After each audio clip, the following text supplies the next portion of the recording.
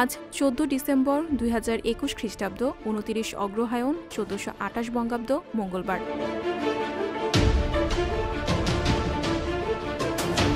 ১৯৭১ সালের ১৪ ডিসেম্বর বাংলাদেশের ইতিহাসের কালো অধ্যায়।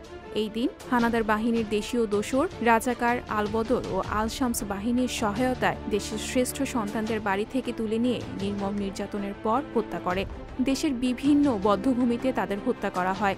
দেশ স্বাধীন হওয়ার পর তাদের ক্ষতবিক্ষত ও বিকৃত লাশ রায়ের বাজার এবং মিরপুর বধ্যভূমিতে পাওয়া যায়।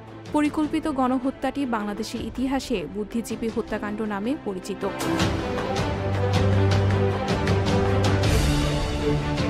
১৯৯৬ সালের ১৪ ডিসেম্বরে এই দিনে বাংলাদেশে ইনডেমনিটি অধ্যাদেশ বাতিল বিলে প্রেসিডেন্টের স্বাক্ষর হয়।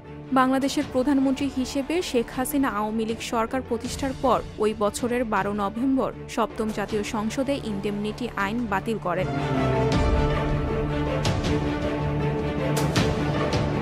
১৯১৮ সালের ১৪ ডিসেম্বরে এই দিনে ব্রিটেনের সাধারণ নির্বাচনে মহিলাদের সর্বপ্রথম ভোটাধিকার প্রয়োগ করা হয়।